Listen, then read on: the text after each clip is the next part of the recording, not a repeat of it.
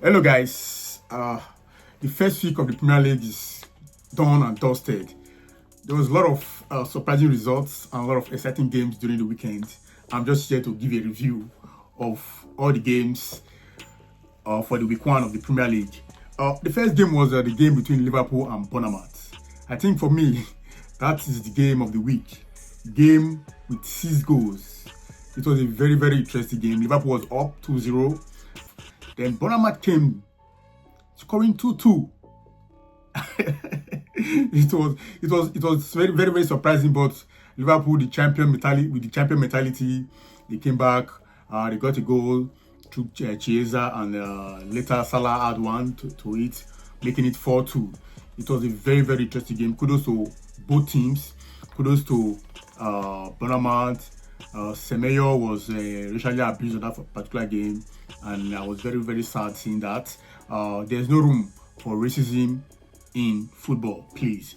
For the second game, Aston Villa and Newcastle, that game ended goalless. That game had draw written all over it, from the beginning of the game, and it was early kickoff. We all know when you're looking for draws in the Premier League, just go for early kickoff.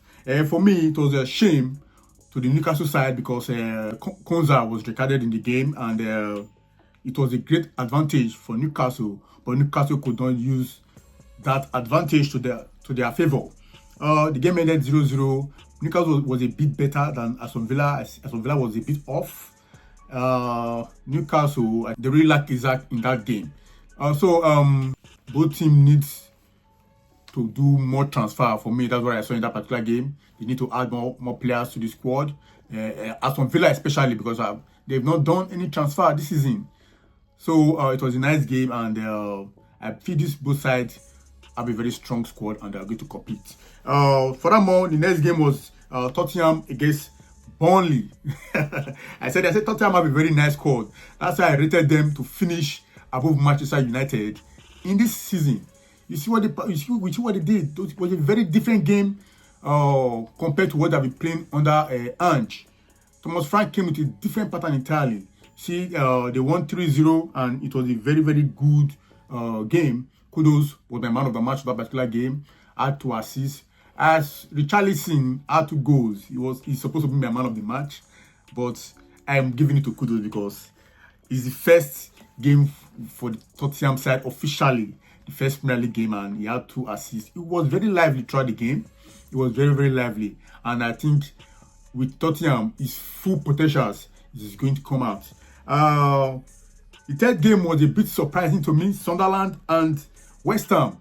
Sunderland won that game 3-0 to my greatest surprise. All the pundits, they all predicted Sunderland to go back to the relegation.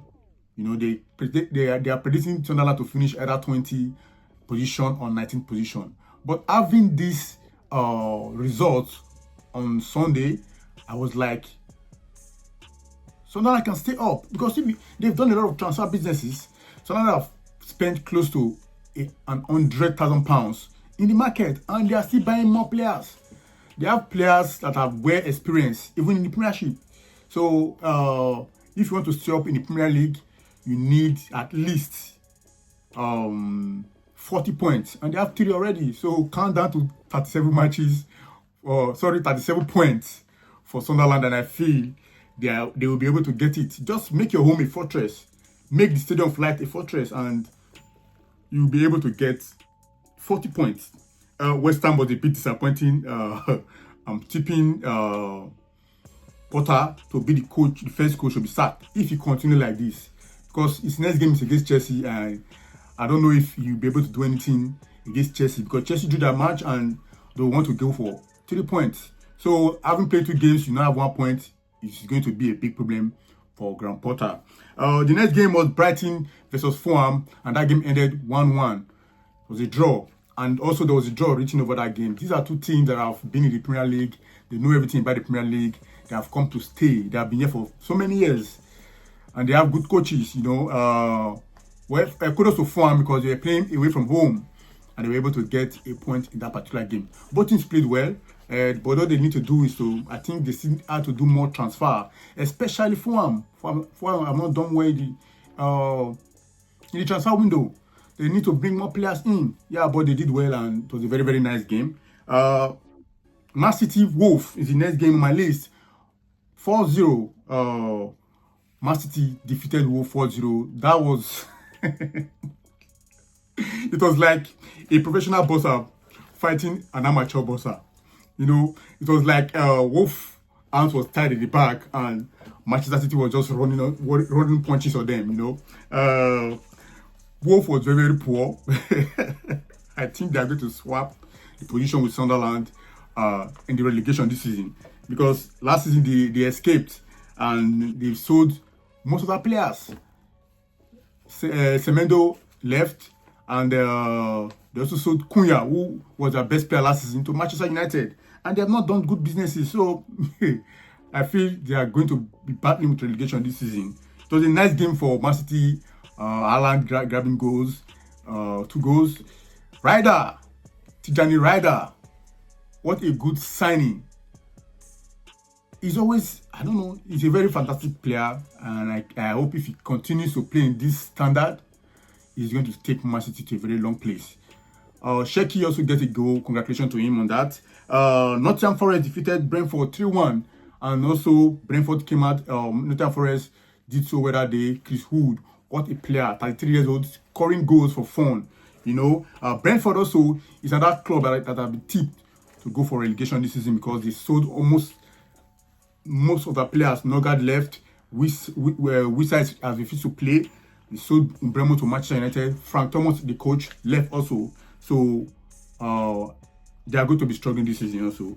Chelsea drew 0-0 with Crystal Palace. What a shame to Chelsea. Well, Crystal Palace are a very good team now, because they have been performing wonders. I think in the last 10 games, competitive 10 games they played, they've not lost any matches. So it was, they scored a goal. Eze had a goal, and it was cancelled by VAR. Well, Chelsea need to go back to the drawing board so they can get 3 points against West Ham next week. For Crystal Palace, they're in the right track. Just that Eze is about to leave, and I think they should quickly go back to the market and get a good replacement for him now, since the window is still very much open. Manchester United versus Arsenal ended 1-0 in favor of Arsenal. Arsenal was a bit poor on that particular day. Arsenal was very, very poor. Manchester United was the best team that particular day, but Arsenal went home with the 3 points. For me, if you want to win the Premier League, it doesn't matter how you play. Just collect a 3 points, and that is what Arsenal did. I'm very proud of them. The last game is Leeds against Everton. Leeds is another team that have been tipped to go back to relegation, that have tipped to be relegated, but their performance against Everton that day was a very okay. It was fine. The game was, for me, that game had draw written all over it, but the fourth dipped and they had 3 points, which kudos to them. If they continue like this, having gather points in your home, you can stay up in the Premier League. But I see Everton staying, because Everton have a good squad, they have a good coach, and they are going to bounce back. Well, that's my review for the week, for last week, and let's see what's happened in the next week. Until that time, take care, guys. Peace out.